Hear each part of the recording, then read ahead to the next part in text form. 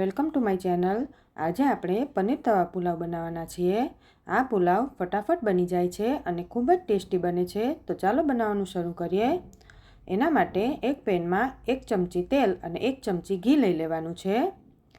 તેલ ગરમ થાય એટલે આપણે તેમાં અડધી ચમચી જીરું નાખીશું, થોડી હિંગ નાખી દઈએ અને 1/4 ચમચી જેટલી હળદર એડ કરી દઈએ। પછી અહીંયા મેં વટાણા, કોબીજ, ગાજર અને બ્રોકલી લીધા છે। તમે તમારા મનપસંદના વેજીટેબલ લઈ શકો છો। હવે આપણે તેને સારી રીતે સાંતળી લઈએ। પછી તેમાં વેજીટેબલ પૂરતું આપણે મીઠું નાખવાનું છે। પછી એક નાનું ટમેટું અહીંયા નાખવાનું છે, તો આપણે એને પણ સારી રીતે સાંતળી લઈએ। હવે આપણે તેને ઢાંકીને 5 થી 10 મિનિટ માટે ચડવા દઈશું, વેજીટેબલ થોડા સોફ્ટ થાય ત્યાં સુધી। વચ્ચે વચ્ચે આપણે તેને મિક્સ કરતું રહેવાનું છે।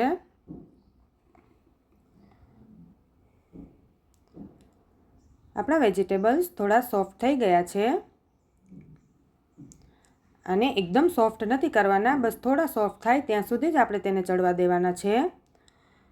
પછી તેમાં થોડા પનીરના ટુકડા એડ કરી દઈએ। પનીર મિક્સ થઈ જાય પછી આપણે તેમાં 1 ચમચી લાલ મરચું, 1 ચમચી ધાણા જીરું, અડધી ચમચી પાઉંભાજીનો મસાલો એડ કરી દેવાનો છે। હવે આપણે મસાલાને સાંતળી લઈએ 2 મિનિટ માટે। મસાલા સતળાઈ જાય એટલે મેં અહીંયા 2 કપ રાઈસને રાંધીને રાખ્યા હતા, એ આપણે એડ કરી દઈએ। રાઈસને આપણે ધીરે ધીરે મિક્સ કરવાના, જેથી આપણા રાઈસ તૂટી ના જાય।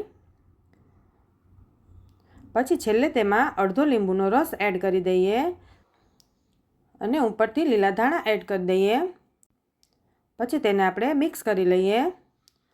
તો તૈયાર થઈ ગયા છે આપણા પનીર તવા પુલાવ। તો આપણે તેને હવે એક પ્લેટમાં કાઢી લઈએ। આ પુલાવ ખાવામાં ખૂબ જ ટેસ્ટી લાગે છે, તમે દહીં સાથે ખાઈ શકો છો।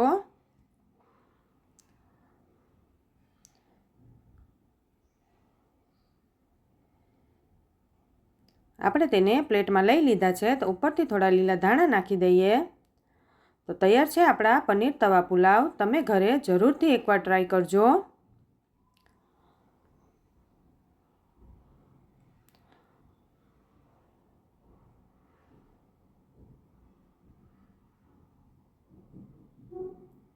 જો તમને મારો વિડીયો ગમ્યો હોય તો લાઈક, શેર અને સબસ્ક્રાઈબ કરવાનું ના ભૂલતા। Thank you for watching.